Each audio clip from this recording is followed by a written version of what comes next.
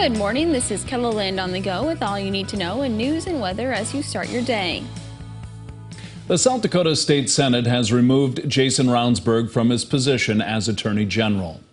Tuesday, senators voted to sustain 2 articles of impeachment. Here is the announcement of the tally for the first. Mr. President, there are 24 yeas, 9 nays, and 2 excused. The question having received a 2/3 majority vote of the members elect,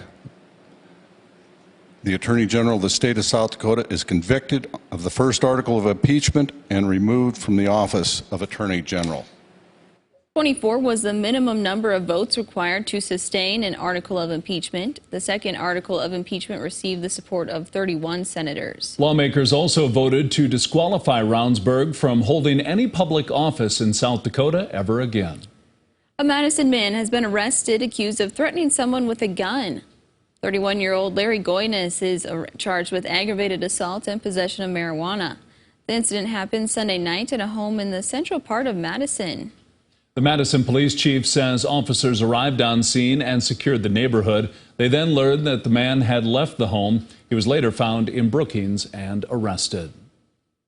Crews from several departments continue battling a fire on the Rosebud reservation. At the last update, the West St. Francis fire is 30% contained and has burned more than 3,000 acres.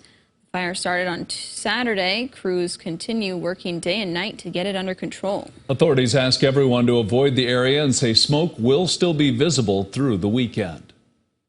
A Pennington County deputy rescued a man from the burning Cactus Cafe and Lounge in Wall Monday night. As smoke was coming from the building, Deputy Lindquist was sent to the upper floor living area where a man was trapped in his room. Lindquist and a citizen were able to pull the man through a window and get him to the ambulance. Lindquist himself was treated for smoke inhalation and released. While the cafe is a loss, nearby stores should remain open. Turning now to a first look at your forecast, here's meteorologist Brian Karstens. Brian? All right, weather today looks like overall pretty pleasant conditions out there. A lot of 80s in the forecast this afternoon. Let's look at the numbers here, and you'll see after a morning start in the comfortable 50s and 60s, we are off and running here with plenty of sunshine. I think the Pier area will be closer to 90, also Rapid City, middle 80s, and it looks like dry skies should continue tonight. Will that be the story to end the week? Well, probably not. We'll get some thunderstorm chances to roll back in, and we'll take a closer look at that coming up in just a few minutes. Thank you, Brian.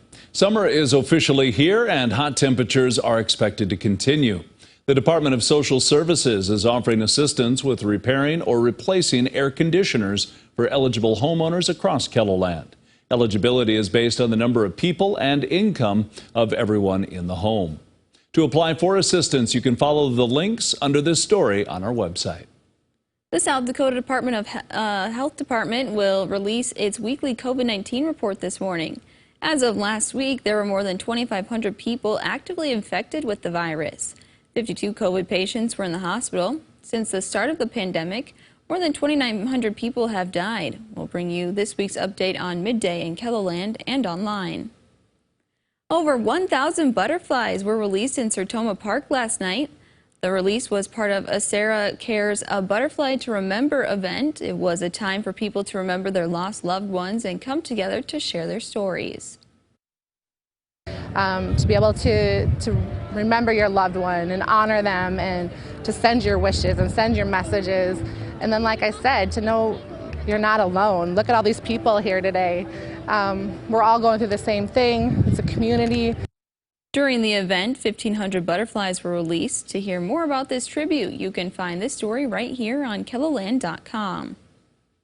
Hundreds of lawns around the Sioux Falls area are still brown after a lawn care service accidentally put the wrong chemical down back in April. Cut and Kill's owner vowed to fix the lawns and take care of his customers, but it appears some customers hoping for a resolution are now in a waiting game. TJ Collins lives on the west side of Sioux Falls. His lawn turned brown in late April. Collins says he was angry at first, but has come to terms with it. He says his only communication with the company has been by mass text. And then outside of that, it was, we're reaching out to our insurance company to find out what they can do to help us, because ultimately that's what insurance is for. And they came back, denied the claim, and we had a couple more mass emails that basically said, hey, we're still working, we're still trying to fix this. We contacted Cut and Kill and reached out directly to owner Tate Eining, but did not hear back. Colin says he'd just like to know what the plan is. The Lee Deadwood School District will no longer allow signs or other materials that are deemed political, religious, or controversial. The decision comes after a teacher complained about another teacher's safe space sign that said, "All are welcome here." In May, the school board heard nearly 2 hours of community testimony. While most of the feedback was in support of the signs, the school board voted to ban any materials that a reasonable person would deem offensive. To take a closer look at the new policy, head to this KELOLAND.com original by Jasmine Jackson. Voters in T have agreed to a $39 million bond issue to expand the high school. It passed with 86% of the vote yesterday. The plans call for adding 25 new classrooms, a fine arts theater, a new weight room, and wrestling room, along with an attached auxiliary gym. The South Dakota After School Network is working to bring more options for kids on the state's reservations. A new grant will allow the organization to expand its resources on 9 reservations.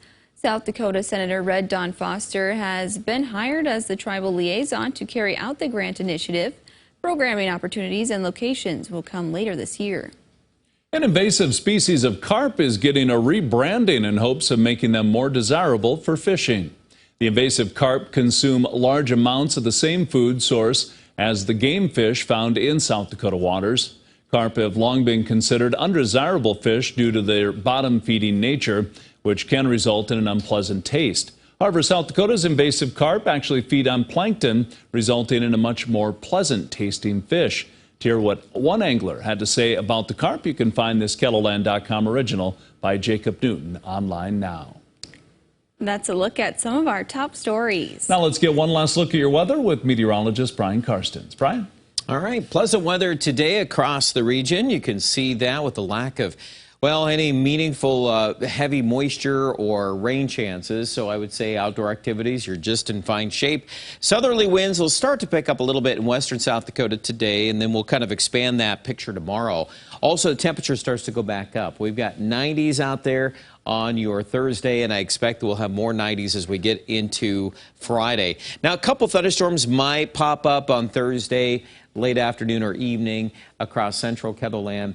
It looks to me like a better shot at some scattered rain coming in line on that cold front on Friday, and Friday night in particular. So East River folks might have the best shot at that, and that's probably the best chance in the at least in most of this 7-day forecast period. Obviously, the weekend, once we clear the front Saturday morning, northwest winds will take over, the humidity will drop, and it looks like temperatures overall will be just a little bit cooler. In fact, some 70s pretty likely into Sunday as high pressure out of Canada builds in once again.